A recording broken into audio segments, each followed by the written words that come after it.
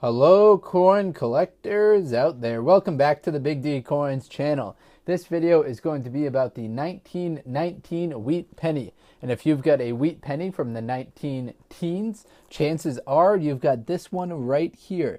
The reason for that is because the mintages on this penny were extremely high for that time period. So we're going to talk about that. We're going to talk about the value of the coin, a little bit about Lincoln cents. We're going to reintroduce the foreign coin showcase for the end of the video and look at this coin right here. This coin comes to you from a very small country known as Bahrain, also known as the Kingdom of Bahrain. So this is the 25 fils coin. So we'll talk about this coin in the second half of the video, so stay tuned if you want to see that. But let's get into the details of this specific one right here. Now, you guys may know the lowest mintage wheat penny is the 1909 San Francisco Mint VDB. That was the first year that the wheat pennies came out. They came out in 1909, and they've been made all the way until now. Back in 2017, last year, they made a cool variation to them by adding the P to the Philadelphia Mint. But at this time that we're looking at right here, the Philadelphia Mint coins did not have that P Mint mark on them. 2017 was the only year that they have them on them. So this one right here is absent the P Mint mark, indicating that it is from the Philadelphia Mint. So I told you that this one had particularly high mintages, so let me get you that information.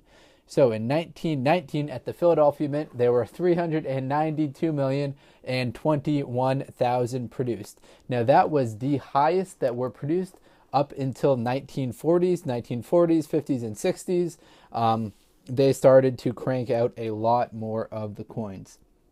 Now, I've kind of noticed that the more coins they make in a particular year, the more errors there are, or more likely that there are errors just based on the probability of them producing more, and the dies get a lot more worn out.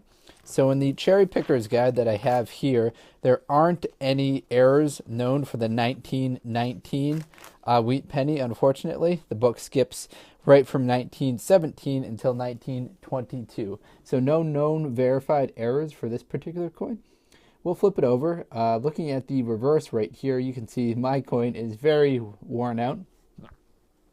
Now, of course, yours will sell for a premium if it's in much better condition than mine. But unfortunately, mine probably only worth face value. If you are looking to sell some wheat pennies, what I would recommend is kind of getting a bunch of them together and selling them as a lot or as a grouping on eBay, or even going into a coin shop and selling the whole kind of group together. If you're going to sell one of these right here, you probably will not get anything more than face value for it, maybe 1 cent more than face value. If you sell them in higher volumes, like I'm suggesting, then you'll get more for them.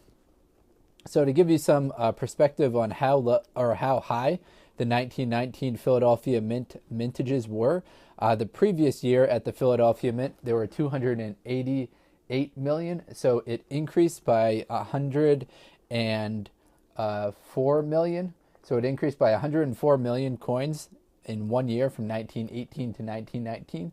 But then in 1920, it dropped to 310 million. So it dropped quite substantially, and then it went back down to 21. There were only 39 million. Then 22, there were none made at the Philadelphia Mint. Then 23, there were 74 million. So you can see the mintages for 1919 are particularly high. All right, let's get into a little bit more exciting of a coin. This one right here. You've probably seen lots of wheat pennies, but you probably haven't seen a coin like this before. So this one comes to you from the Kingdom of Bahrain. Now, the Kingdom of Bahrain is a small island country situated between the Qatar Peninsula and the North Sea coast of Saudi Arabia. As far as population goes, they are 150th in the world in population. They have just 1,425,000 people that live there. As far as area, they're even smaller as far as world ranking, just 295 square miles for the entire country. Their GDP, they break into the top 100 for that. Their GDP ranks them 98th in the world. So that's a little bit about the cool island country of Bahrain. Now let me get to you some information about the actual coin. So what you're looking at right here is the reverse of the coin, which features the denomination in Arabic and the state name in English below. So we see the denomination right here, that those signs translate to 25 fils, which is the denomination. Then we have Bahrain down at the bottom. We flip it over, we've got this cool image of the palm tree, and we've got a couple of dates down here at the bottom, and we've got some more Arabic writing at the top. So the image here is a palm tree within a circle, the state name in Arabic at the top, and both the Islamic and the Georgian calendar in Arabic at the bottom. So the United States, I believe, uses the Georgian calendar. I might be mispronounced that, so feel free to correct me. But that kind of has a different set of dates to it, as you can imagine. So there are multiple dates that are represented down here at the bottom. So the year that this coin was actually produced was in 1965 with the calendar that we use. The Arabic calendar states 1385, using the Islamic calendar. The value is 25 fils, which translates to about 7 cents United States dollars. Its metal content is copper and nickel, has a weight of 1.75 grams, diameter 16.5, and a thickness of 0.9. As far as the mintages for this particular coin goes, there were 11,250,000 of these produced. There were also 12,000 proof sets made. So that mintage is kind of strikes me as being rather high. 11 million of these were produced. That seems to be kind of high for a country that only has a very small population.